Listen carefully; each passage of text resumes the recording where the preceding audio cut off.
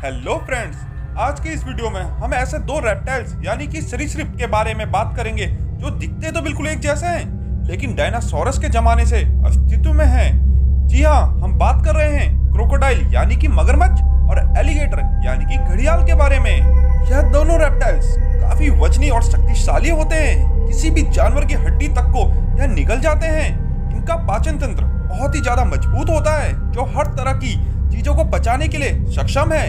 इनके जबड़े दुनिया के शक्तिशाली जबड़ों में से एक हैं। यह रेप्टाइल्स पानी में ही जीवित रहते हैं और नदी किनारे केवल सूर्य से ऊर्जा लेने के लिए आते हैं।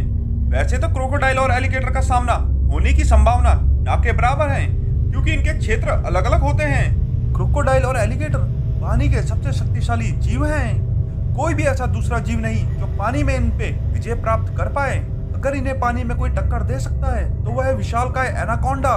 उसके अलावा कोई भी दुनिया में दूसरा ऐसा जीव नहीं जो पानी में इन्हें टक्कर दे पाए। लेकिन वयस्क एलिगेटर और क्रोकोडाइल से एनाकोंडा भी उलझने की कोशिश नहीं करता है। लेकिन यदि इन दोनों रेप्टाइल्स का कभी सामना हो गया तो कौन जीतेगा? कौन है इन दोनों में सबसे ज्यादा शक्तिशाली? तो जानने के लिए इस वीडियो को आप अंत तक जरूर देखिएगा।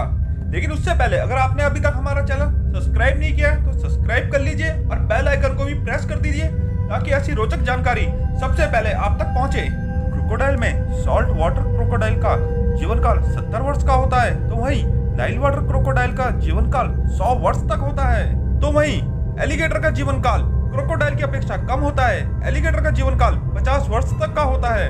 सॉल्ट वाटर क्रोकोडाइल का वेट 1000 किलो तक हो सकता है तो वहीं नाइल वाटर क्रोकोडाइल का वेट 550 किलो तक हो सकता है। तो वहीं एलिगेटर की प्रजाति में अमेरिकन एलिगेटर का वेट 230 किलो तक का होता है और चाइनीज एलिगेटर का वेट 45 किलो तक होता है। तो वही स्पीड की बात करें तो सॉल्ट वाटर क्रोकोडाइल की पानी में स्पीड होती है 29 किलोमीटर पर आवर। तो वही नाइल वाटर क्रोकोडाइल की स्पीड होती है पानी में 35 किलोमीटर पर आवर। तो वही एलिगेटर की पानी में स्पीड होती है 32 kilometre per hour. Salt water crocodile की लंबाई 5 मीटर तक हो सकती है तो वही नाइल वाटर क्रोकोडाइल की लंबाई भी 4 मीटर तक होती है। इनकी अपेक्षा एलिगेटर की लंबाई होती है 4.5 मीटर। लेकिन चाइनीज एलिगेटर छोटे होते हैं, उनकी लंबाई 1.5 मीटर तक होती है। ये तो आप सभी जानते हैं कि क्रोकोडाइल की बाइट फोर्स दुनिया में सबसे अधिक होती है। क्रोकोडाइल की बाइट फोर्स होती है 3700 पाउंड। तो वहीं एलिगेटर की बाइट फोर्स भी कुछ कम नहीं। एलिगेटर की बाइट फोर्स है 2100 पाउंड। ये थे क्रोकोडाइल और एलिगेटर की कुछ विशेषताएं। ये एक बार यदि भोजन कर लेते हैं तो फिर इनको काफी समय तक भोजन की आवश्यकता नहीं होती है। इसीलिए यह इनका मुख्य कारण माना जाता है कि ये डायनासोर के जमाने से अभी तक अस्तित्व में है और इनको डायनासोरस का ही एक रूप माना जाता है। वैसे तो इन क्रोकोडाइल से मिलते जुलते कंकाल मिले हैं जो 30 से 40 फुट लंबे हैं और 4 करोड़ साल पुराने हैं। यदि इतना बड़ा क्रोकोडाइल कभी अस्तित्व में था तो क्या हालत होती होगी उसे देखकर। इन दोनों रेप्टाइल्स में क्रोकोडाइल का जीवन काल अधिक होता है। दोनों ही काफी वजनी है लेकिन क्रोकोडाइल का वजन ज्यादा है। क्रोकोडाइल की बाइट फोर्स भी अधिक होती है। दोनों ही प्रकार के क्रोकोडाइल यानी कि सॉल्ट वाटर क्रोकोडाइल और नाइल वाटर क्रोकोडाइल का वजन एलिगेटर से अधिक होता है।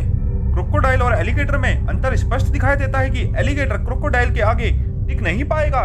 एलिगेटर छोटे शिकार करता है क्योंकि इनका मुंह लंबा होता है और चौड़ाई कम होती है तो वही क्रोकोडाइल का मुंह काफी विशाल होता है। अगर एक बार कोई इसके जबड़े में फंस जाए तो यह उसकी हड्डी का भी चूरा बना देता है। एलिगेटर मछली, चिड़िया या छोटे जीवों का शिकार करने में विशेष रुचि रखता है तो वही क्रोकोडाइल हाथी के ऊपर भी हमला करने से नहीं घबराते हैं। इस तरह हम कह सकते हैं कि क्रोकोडाइल इस दुनिया का सबसे ज्यादा खतरनाक रेप्टाइल है। यह पानी में ऐसे घात लगाकर और शांत रहता है कि जैसे मानो कि पानी में कोई हलचल नहीं हो रही हो। लेकिन जैसे ही इसका शिकार इसके समीप जाता है और पानी पीने लगता है यह उस पर इतनी तेज गति से हमला करता है कि उस जानवर को संभलने का मौका तक नहीं मिलता है और फिर अपने जबड़े में जकड़ने के पश्चात मात्र कुछ सेकंडों में ही अपने शिकार का अस्तित्व इस दुनिया से गायब कर देता है। इनके आगे तो जंगल का राजा शेर भी इनसे दूरी बनाए रखने में ही अपनी भलाई समझता है। इस तरह हम कह सकते हैं कि कभी क्रोकोडाइल और एलिगेटर का आमना सामना हुआ तो निश्चित ही क्रोकोडाइल की विजय होगी। क्रोकोडाइल के जबड़े एलिगेटर के जबड़ों को निश्चित ही चूरा बना देंगे क्योंकि क्रोकोडाइल की हर एक चीज एलिगेटर से ज्यादा बेहतर है जो क्रोकोडाइल को जीत की ओर अग्रसर करती है।